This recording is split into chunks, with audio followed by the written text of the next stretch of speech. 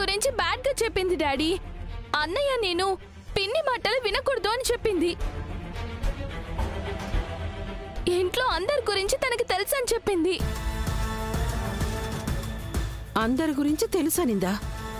అంటే మిగతా వాళ్ళ గురించి ఏమైనా చెప్పిందా? లేదు పిన్ని, ఇంకెవరి గురించి చెప్పలేదు. పిన్ని గురించి మాత్రమే చెప్పింది. ఆశ్చర్యంగా ఉంది. ఫోటో మాట్లాడడం ఏంటి, మహా గురించి బ్యాడ్గా చెప్పడం ఏంటి? ఇదేదో వింతగా ఉంది బావగారు. పదండి వెళ్ళి చూద్దాం. పద ప్రీతి. నేను రాను, నాకు భయంగా ఉంది. మహా, మనం వెళ్ళి చూద్దాం పద. ఆగండి. ఫోటోలో సుమతి మాట్లాడడం కాదు, సుమతిలా ఆ సీత మాట్లాడుంటుంది. సీత? అవును, అదే ఇలాంటి అతి తెలివి ట్రిక్స్ ప్లే చేస్తుంది. నిజంగానే సీతే మాట్లాడుంటుందా మహా? సీత కాకపోతే నిజంగా ఆ ఫోటో ఎలా మాట్లాడుతుంది? Non sense. నా గురించి సీతే బ్యాడ్గా చెప్తుంది. దాని సంగతి నేను తెలుస్తాను. మీరు ఈ విషయం వదిలేయండి.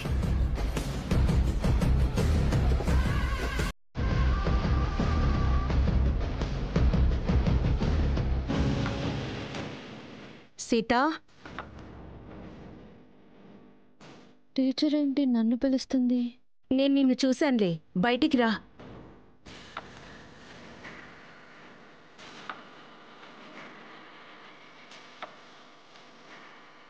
టీచర్, నేనంతా చూశాను. ప్రీతితో నువ్వు మాట్లాడిందంతా విన్నాను. ఎక్కడున్నారు టీచర్? నువ్వెలా చాటుగా ఉండి మాట్లాడావో నేనలా చాటుగా ఉండి విన్నాను. మీరు కూడా నాలాగే చిలిపి టీచర్. నువ్వు నాలా భలే మాట్లాడతావు సీత.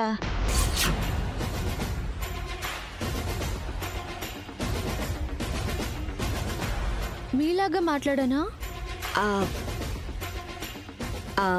అదే మీ సుమతత్త ఇలా మాట్లాడావు.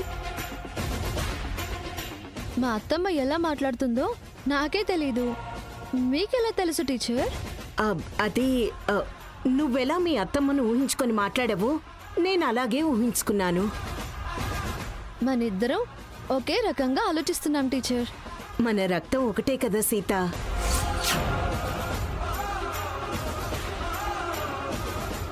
రక్తమా? అదే నాట్య రక్తం. నా నరాల్లో నాట్యం ఉంది, అలాగే నీ రక్తంలో నాట్యం ఉంది. మీరు భలే మాట్లాడతారు టీచర్. నా మాటలకేం గాని నువ్వెందుకు మీ సుమతత్త ఇలా మాట్లాడావు? ఎందుకంతగా ఈ ఇంటి గురించి తాపత్రయపడుతున్నావు? ఇది నా ఇల్లు కదా టీచర్, ఇది నా కుటుంబం కదా. మీరు నాకు నాట్యం నేర్పడానికి ఈ ఇంటికి వచ్చారు. అప్పటినుంచి మిమ్మల్ని గమనిస్తున్నాను. మీరు మామ విషయంలో, ప్రీతి విషయంలో ఎంతో ఫీల్ అవుతున్నారు. ఈ ఇంటి మనిషిలా బాధ్యత తీసుకుంటున్నారు. ఏ సంబంధం లేని మీరే వీళ్ళ గురించి అంతలా ఫీల్ అవుతుంటే ఈ ఇంటి కోడలిగా నేనెంత ఫీల్ అవ్వాలి? ఎంత బాధ్యత తీసుకోవాలి? ఈ ఇంటికి నాకు సంబంధం ఉంది సీత. ఇది నా ఇల్లు. రామ్, ప్రీతి నా కన్నబిడ్డలు. నువ్వు నా మేనకోడలివి. కానీ ఆ విషయాలేవి నీతో చెప్పుకోలేని స్థితిలో ఉన్నాను. సారీ టీచర్, మీకు ఈ ఇంటికి ఏ సంబంధం లేదని ఏదో వాగేశాను. మీరు మామని, ప్రీతిని మీ సొంత బిడ్డలా చూస్తున్నారని నాకు తెలుసు. ప్రీతిని ఏదో రకంగా మార్చాలని మీరు ప్రయత్నిస్తున్నారు. నేను కూడా ప్రీతిలో మార్పు రావాలని, వాళ్ళమ్మలా మాట్లాడితే తనలో మార్పు వస్తుందని ఆలోచించి ఆ రకంగా ప్రయత్నించాను. నేను చేసింది తప్పా టీచర్? నేను మా సుమతి అత్తమ్మలా మాట్లాడకుండా ఉండాల్సిందా? నువ్వు తప్పు చేయలేదు సీత.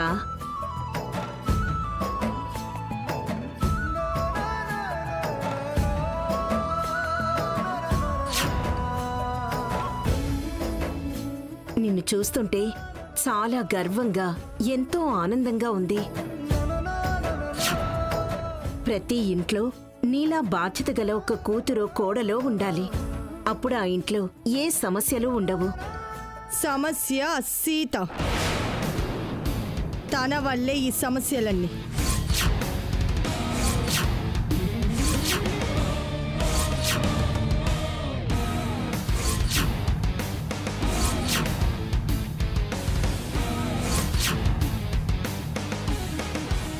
సీత వల్ల మీకేం సమస్యలండి? అది మీకు అనవసరం. ఇది మా కుటుంబ విషయం. ఏంటి సీత నువ్వు చేసిన పని?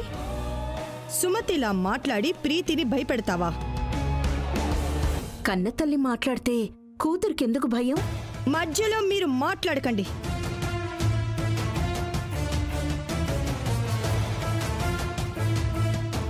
మా టీచర్ చెప్పింది నిజమే కదత్తయ్య. తల్లి మాట్లాడితే కూతురికెందుకు భయం? సుమతి చనిపోయింది. చనిపోయిన మనిషిలా మాట్లాడితే ఏ మనిషికైనా భయం వేస్తుంది. ప్రీతి మాత్రమే భయపడిందా, లేక మీరు కూడా భయపడ్డారా? నాకెందుకు భయం? ఎందుకంటే సుమతి అత్తమ్మ తిరిగి వచ్చిందని భయపడ్డారేమో.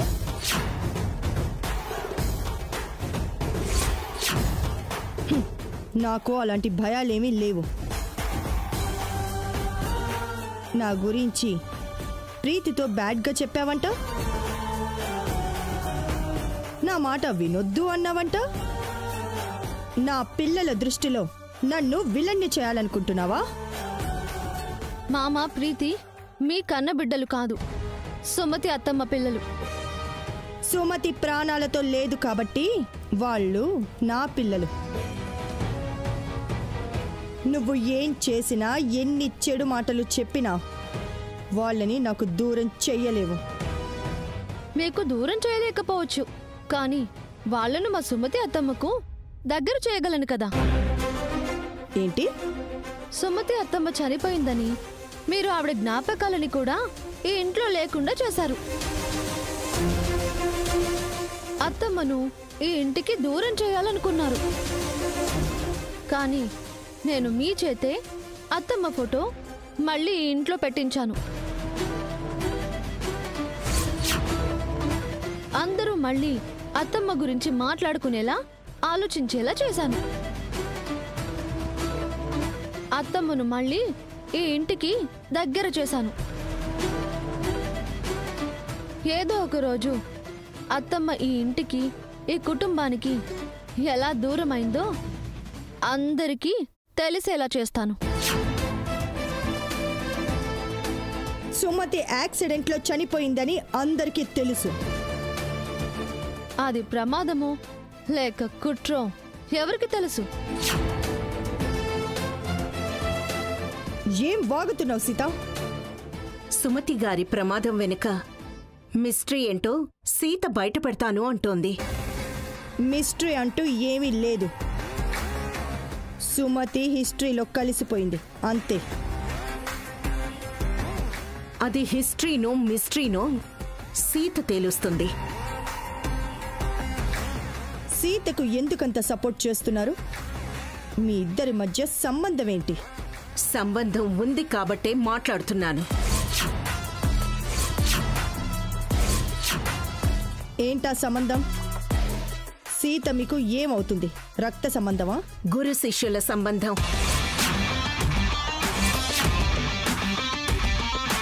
గురువుగా నాపై సీతకు గౌరవం ఉంది. శిష్యురాలిగా సీతపై నాకు నమ్మకం ఉంది. సీత అనుకుంటే ఏదైనా చేస్తుంది, అనుకున్నది సాధిస్తుంది. సీత కండగా నేనుంటాను. 4 రోజులు ఉండిపోయేవాళ్ళు. నువ్వు సీతకు అండేంటి? 4 రోజులే ఉంటాను, 4 కాలాల పాటు ఉంటాను, ఎవరికి తెలుసు? అంటే గెస్ట్గా వచ్చి ఇక్కడే తిష్ట వేద్దామనుకుంటున్నావా?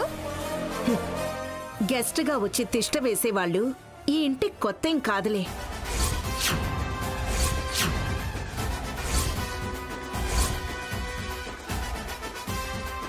రా సీత.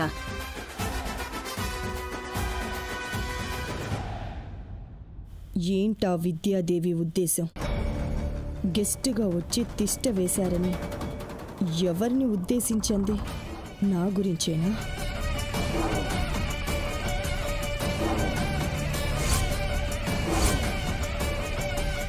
ఏ సుమతి, ఎవరే ఈ విద్యాదేవి?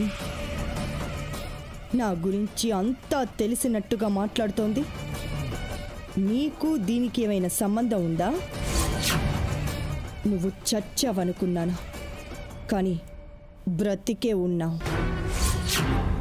అయినా సరే రేపు నీ చావు దినం చేస్తాను. నీ ఫోటోకి దండ వేసి వర్ధంతి చేస్తాను.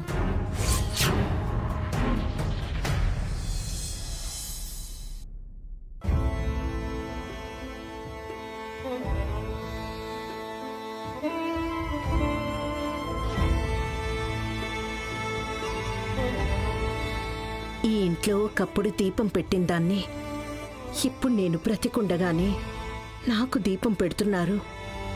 అందరూ సంతోషంగా వర్ధిల్లాలని కోరుకున్న నేను ప్రాణాలతో ఉండగానే నా వర్ధంతి చూడాల్సిన దుస్థితి వచ్చింది.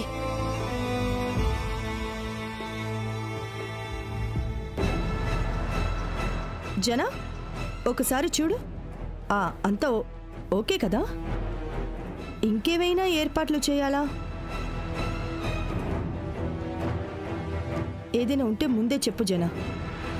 లేదంటే ఏ చిన్న లోటు జరిగినా సుమతి ఆత్మ శాంతించదు. నాకు మనశ్శాంతి లేకుండా చేసి మళ్ళీ నా ఆత్మశాంతి గురించి మాట్లాడుతున్నావా మహాలక్ష్మి?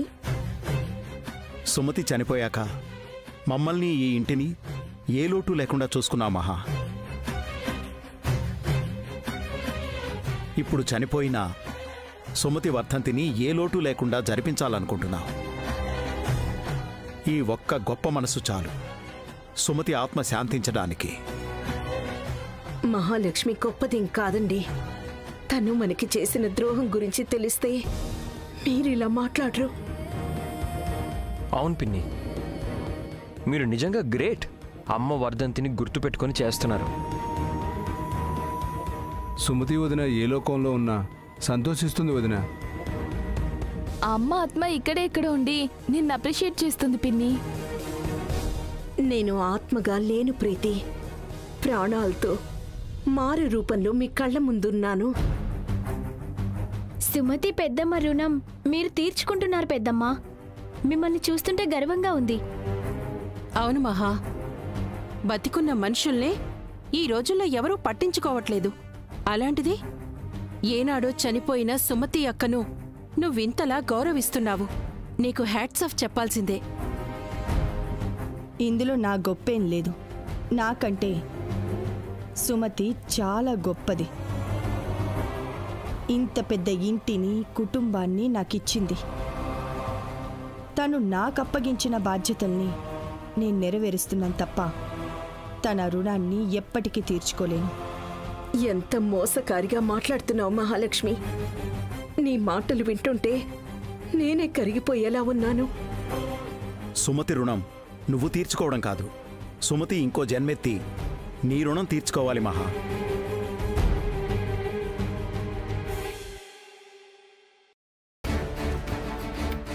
ఇది సుమతక్క వర్ధంతో లేక మహాలక్ష్మి సన్మాన సభ అర్థం కావట్లేదు. అకేషన్ ఏదైనా ఆవిడ గారి భజన కామనే కదా. సరే సరే, ఇక కార్యక్రమాన్ని మొదలు పెడదామా? జన, నువ్వు సుమతి ఫోటోకి దండవే. రామ్ దీపం వెలిగిస్తాడు. ప్రీతి హారతిస్తుంది. నువ్వేం చేస్తావు? నేను బ్రతికుండగానే నాకు తలకొరివి పెడతావా? బావగారు రండి. రామ్, ప్రీతి రండి.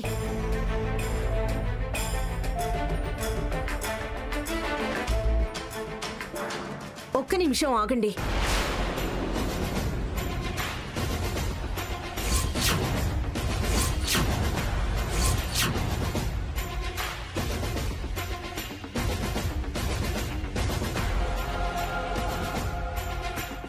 ఏంటి టీచర్? మీ అమ్మగారు ఎప్పుడు చనిపోయారు రామ్? అది నాకు సరిగ్గా గుర్తులేదు. అప్పుడు నేను చిన్నపిల్లవాడిని. ఆవిడ ఎప్పుడు చనిపోయారు మీలో ఎవరికైనా తెలుసా? ఆ విషయం ఇప్పుడెందుకు అడుగుతున్నారు? తెలిస్తే చెప్పండి. కొన్ని సంవత్సరాల క్రిందట ఇదే రోజు సుమతి చనిపోయింది. చనిపోయిన ఆవిడ్ని మీరు చూసారా? ఏంటి? ఆవిడ డెడ్ బాడీని మీరు కళ్ళారా చూసారా?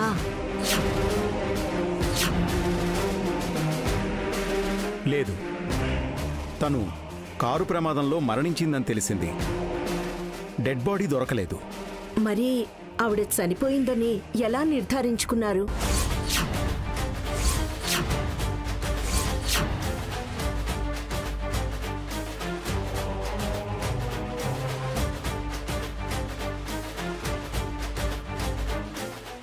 ఎలా ఏంటి?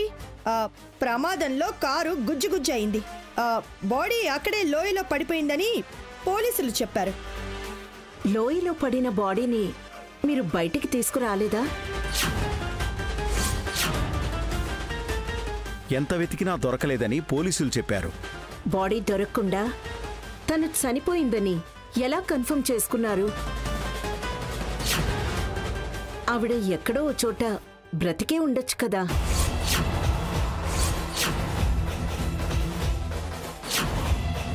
బ్రతికున్న మనిషికి వర్ధంతి ఎలా చేస్తున్నారు?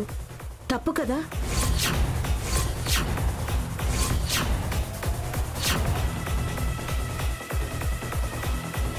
అది కూడా కరెక్టే కదా.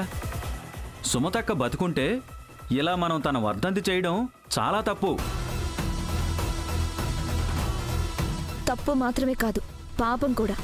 ఇన్నాళ్ళు మనం ఇలా ఆలోచించలేదే. సుమతి బ్రతికుంటే ఇన్ని సంవత్సరాలు ఏమైంది? ఎక్కడుంది? ఎందుకు తిరిగి రాలేదు? రాలేని పరిస్థితిలో ఉండిపోయిందేమో. రావాలనుకున్నా రాలేకపోయిందేమో. కరెక్టే. కారు ప్రమాదంలో గాయపడి సుమతక్క గతం మర్చిపోయిందేమో, ఎక్కడైనా ఇరుక్కుపోయిందేమో.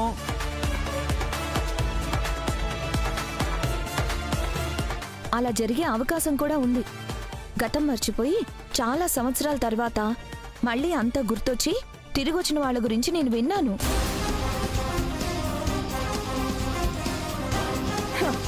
అంటే సుమతి ఎక్కడో ప్రాణాలతో ఉండి ఎప్పుడో ఒకప్పుడు తిరిగొస్తుంది అంటున్నారా?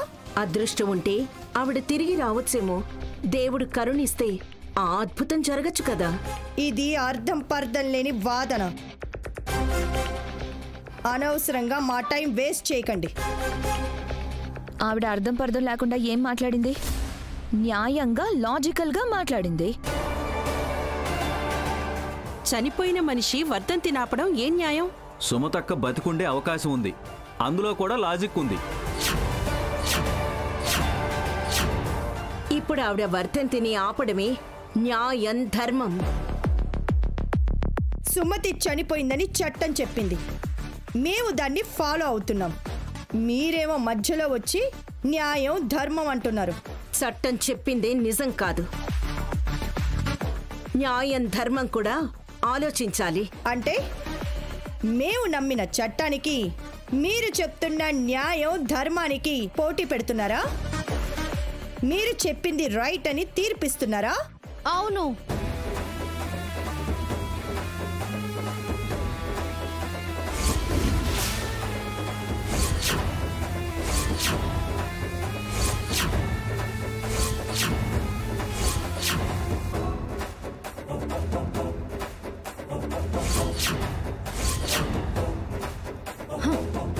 ఆ తీర్పు ఆవిడ గుండెల్లోంచి చెలరేగిన సంఘర్షణల్లోంచి పుట్టిందని, ఆ తీర్పు ఆవిడ గుండెల్లో పగిలిన అగ్ని పర్వతంలో నుంచి బయటపడిందని మీకు తెలుసా? మీకు తెలుసా? మీకు తెలుసా? చట్టానికి, న్యాయానికి జరిగిన ఈ సమరంలో, ధర్మానికి, చట్టానికి జరిగిన సంగ్రామంలో కడుపు తీపికి కట్టుబడని తీర్పు, కన్నీటికి కరిగిపోనిది తీర్పు. ఇది ఆ దైవమే ఇచ్చిన తీర్పు. తప్ప తప్ప తప్ప తప్ప తప్ప తప్ప. Never never never.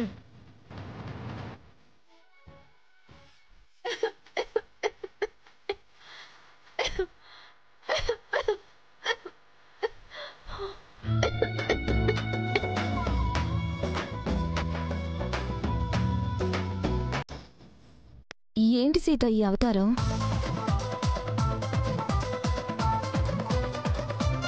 Lawyer Sitadevi అవతారం. లాయర్ సీతాదేవి అవతారం.